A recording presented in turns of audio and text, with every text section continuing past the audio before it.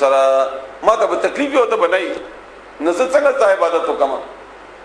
او ار یو رب ار یو چې ځان ته الہ جوړ کې د الله نه علاوه دا تاسو هر وخت حاضر نظیر نشي کېدای دا چې هر یو قوت ولی نه دا یو الله دې چې هغه تاسو سره هر ځای کې هر وخت کې ستاسو आवाज نه خبر ده تا ته رسیدې شي تا ته نږدې ده نو دا خو پناشو او چې پناشو ما ته به تکلیف یو پناه کیدون کې تولې زه خپل پناه کیدون کړي او زمات دا غو کی لکه زمونږ د خلک چې کله مقام کور ته ځي چټي وشي نو بدون غټه تعالی ورواچي او مغه چاته چانه شي امداد غوړي یعنی هغه خپل ځانم نشي ساتلی بیا الله فرمایي فلما بهر کلا را چې غولید القمر اسبغمي بازغن راختن کی قال نو ویلی هاذا ربي دا زما رب دې دغه دا لوی دې فلما بهر کلا افلا چاغه پر وتا قال نو ویلی لئن لم يهدني کچری هدایت نکی ماتا کچری هدایت نکی ماتا ربي رب زما لاكونن نشمبز من القوم الضالين د قوم گمراهانونا ان زب گمراه شما بیا تلاش کئ د الا فلما بهر کلا را چاغه ولید الشمس انور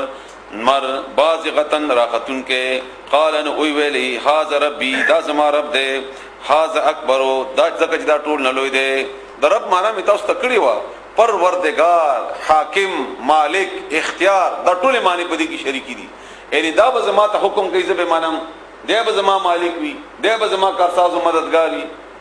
نو دې تلاش کیو او دې باندې به اختلاف ته او ځنو خبره خلکو دا کړی دا چې دا ابراهيم عليه السلام خپل ځان ته داسې کول دا خبره ډیره زیاته ذهن ته پریوتون کې نه ده ذهن منینا دغه چې پیغمبر او پیغمبر الله تعالی معصومي اگر هغه نبی لا شوی نبی هم نه معصومي الله تعالی غنه ګناونه نه کوي او دلته هغه تلاش کوي نو د دویمه توجیه چې کوم مفسرینو کړی دا ډیره بهترینه ده چې دا قصدن هغه قوم ته داسې ویلي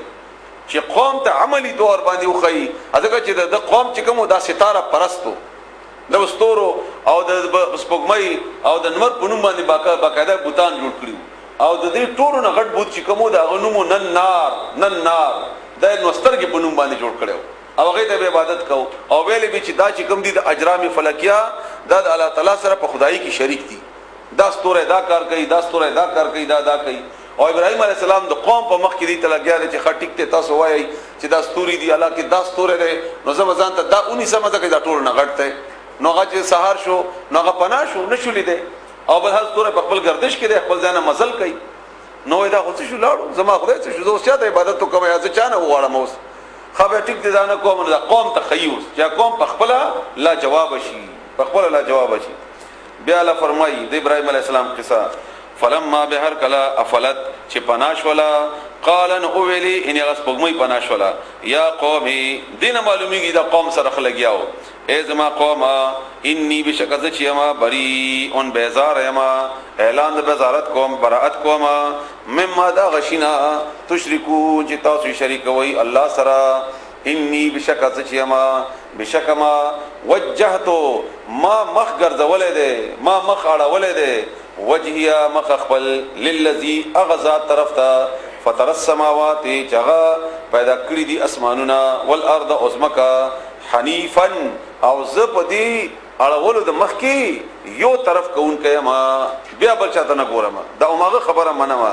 وما انا او نه يمز من المشرکین د مشرکانو نه بهترین آیات د ابراهيم عليه السلام عموما منځنه مخ کې رسول الله صلی الله علیه وسلم تلاوت کوو او سره کین نو خبره وحاجه او جګړه وکړه د سره ابراهيم عليه السلام سره قومه د قوم قال اولي ابراهيم عليه السلام اتحاجوني آیات تاسو جګړه کوي ما سره فی الله د الله مبارکی وقد بتحقیق سره هداني ما تغلال خود لیدا زی خبر کړه ما ولا اخاف او زنيرګما ما دغشونا تشركونا چې تاسو شریک نسی به اغه سرا زګا چې هر مجاور چې کمی د خپل هغه کم شینه چې خدای جوړ کړی دی کغه قبر دی کغه لرګی دی کغه کانه دی کغه یو بل چې د مورتی دی وغیرہ اغه نه خلق یری او دا سبق خلکو ته پڑھاوي چې ګوري بیا به شپې او یری بیا به او غورځي بیا به دا چلو شي بیا به بچی نه پیدا کیږي بیا بولون شي بیا وغیرہ وغیرہ وغیرہ دا شنو د خلکو حضورونو کې اچي نو دا هغه د زړو طریقه ده او هغه مشرکینو طریقه وا او سیم ده ا دې یری ځکه چې هغه ته اون نه یری نو ستاجب نو بیا څنګه راوځي او دا د ډاکټر مثال دی موږ هم د بدیلان کې الله تعالی دې موږ ته معافي وکړي الله دې ګناهونو نه موږ بچ کړي نه ته چې مریض ته وایي چې ته اډو بیمار نه او ټیک ټاک یې اوسه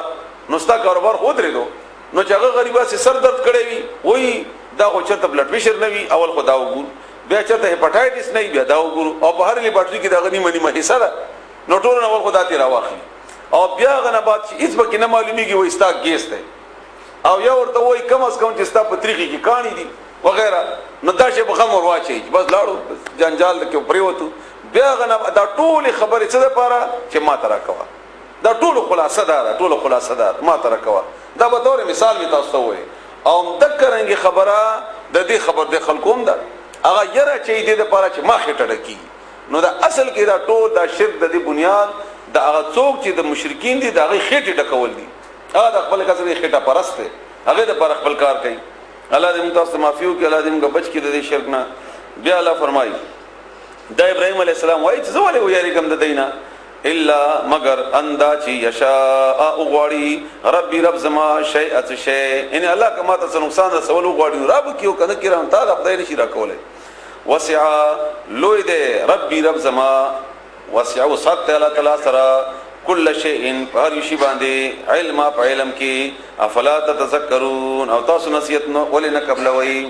وکيف وڅنګه اخاف زغو یریګما ما دا غشینا اشرکتم چې تاسو شریکان مقرروي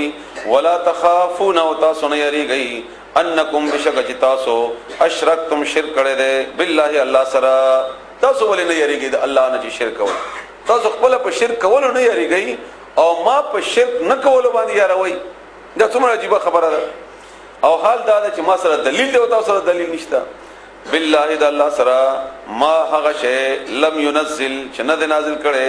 به د هغه سره ان تاسو سره د دې مشرکانو علیکم پتا سو باندې سلطانن څه دلیل فاي الفريقين بس کما وډلا د دې دواړو نه حق زیات حقدار ده بالامن په امن کې یعنی امن بچاته حاصل وي نقصان بچاته نه رسی د الله منون کیتا او که د نور سره شریکون کیتا ان کنتم تعلمون کچری تاسو پوهیږئ الذين كسان امنوا چې ایمان راوړل دي ولم يلبسوا او دی ملاو کړي نه دي لباس تو معنی دي کنه یو پټول یو ګډوډول او ټول معنی دي کې مراد دي یعنی خپل ایمان باندې پرده نه اچولي یو خپل ایمان سره ګډوډ کړي نه دي ډول معنی ایمانهم ایمان خپل بظلم په ظلم سره خپل ایمان سره ظلم نه ګډوډ کړي او ډېر اهم آیات ته خپجان پوي کوي اولئک هم دغه کسان لهم دوی د پاره الامن امن ده وهم او دوی به او دې خلق دي مهتدون پس ملارا صحابه کرام پختنه وکړه چې یا رسول الله د دې آیات څه مراد ده مونږ نه داسې څوک ته چې ظلم نه کړي او الله وایي چې اګه چې ظلم حق تلفیت وایي څنګه خو بشي خپل حق بچو حق بیبي حق معاشره حق وغیرہ او دلته الله وایي چې ایمان سره ظلم ګډ شو نو د توانی شو او چې نشو ګډ هغه بل رمومي نو الله د دې مراد څه ده نو الله تعالی د سوره لقمان آیت نمبر 13 نازل کو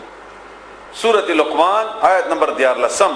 هغه د شان نزول دی واقعا تاسو یاد تا الله تو فرمایل چې ان الشرک لظلم عظیم شرک لوی ظلم دی اصل ظلم شرک دی دغه کې د الله حق تلفی ده هغه کې ستاسو خپل جسم حق تلفی ده هغه کې د رسول الله صلی الله علیه وسلم حق تلفی ده هغه کې ستاسو دین حق تلفی ده او هغه کې د معاشره او د بل چا د حقونو حق تلفی ده نو لوی ظلم ده او مراد نه شرک ده